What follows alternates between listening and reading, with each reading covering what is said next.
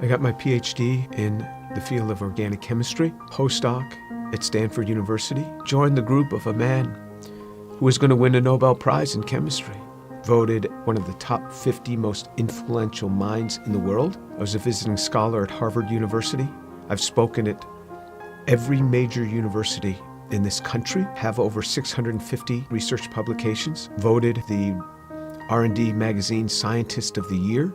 I'm in the National Academy of Inventors. I'm a member of the American Association for the Advancement of Science, over 120 patents, started 7 or 8 companies. We work in areas that range from medicine to material science to electronics, computer memory, medical devices. We work across a broad range of areas. But more than any of that, what means the most to me is that I'm a Jew who believes that Jesus is the Messiah. I grew up just outside of New York City. I thought everybody was Jewish. I didn't even know that there was anything else. I had no particular interest in that, other than when all my friends were getting bar mitzvahed or bat mitzvahed, and then I would attend, of course, every week. There was never really any excitement for me. I remember once I even tried to talk to a rabbi. He just brushed me off. There was very little explanation for me. I remember when I went to college, I started meeting a number of people that said that they were born-again Christians, which was sort of an odd term.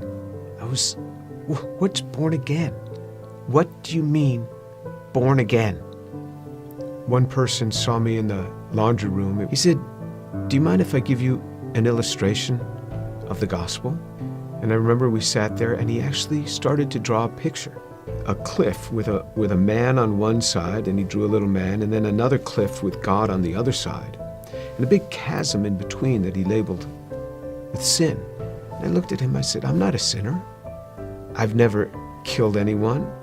I never robbed a bank. How could I be a sinner?" And he had me read a verse from the Bible. For all have sinned and fall short of the glory of God. In modern Judaism, we never really talked about sin. I don't remember ever talking about sin in my home. So he turned to another passage. Jesus said, "I say to you that everyone who looks upon a woman with lust for her has already committed adultery with her in his heart." Pow! I felt just as if I had been punched right in the chest. Here I was, new in college. I didn't think anybody knew. I would pick up these magazines and I became addicted to pornography. It was just through those magazines. And all of a sudden, something that's written in the Bible, somebody who lived 2,000 years ago is calling me out on it. And I felt immediately convicted.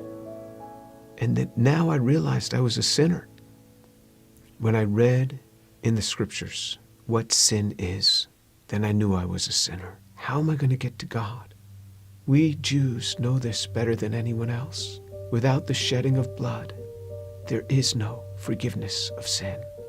This description in Isaiah 53 of how he will bear upon himself my sin, the things that I had done, and this was him.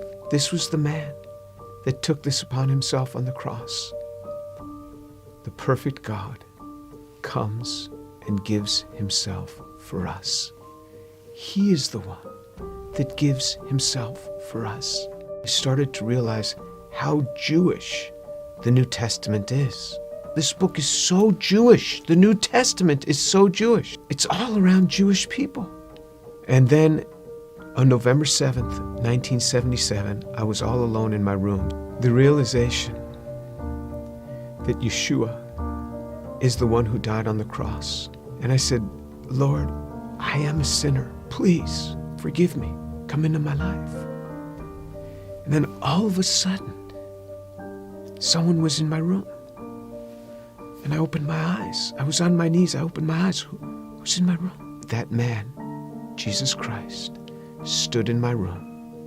This amazing sense of God. Jesus was in my room, and I wasn't scared. All I started doing was just weeping. The presence was so glorious because he was there in my room on that day.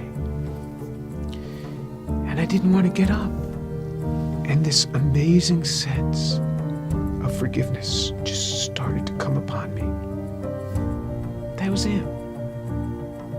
Finally, I got up. I didn't know what to do. I didn't know who to tell. Here's this Jewish kid from New York City. What am I going to say? My cousins were shocked. How could you do that? You're Jewish. Telling my mother how I had invited Jesus into my life. She didn't say much. She was weeping. She told my father they weren't happy at all. And she said, I don't blame them for killing Jesus after the things that he said. Who is he to come against these religious leaders that have dedicated their lives to helping people and to tell them that they are whitewashed tombs? Who is he, this young man in his 30s, to say this to these scholars? He got what he deserved. And my mother's a very deep, pensive, careful reader. She read from Genesis right on through the Tanakh, the whole thing. When she got done, I said, what did you think? She said, God warned us over and over again. He warned us. When my daughter was about 15, my mother and father came to visit us. At one point, my mother went into her room for several hours. She came out. She said, quite a young girl you have. She talked to me for a long time. She started reading the Bible again, both the Old and the New Testament. One day, not long after that, she called me on the phone at the age of 72. She said, Jimmy, you wouldn't believe what happened. I said, what happened? She said, I was just reading. And it hit me. It hit me. The way he gave his life. I believe it now. Jesus is the Son of God.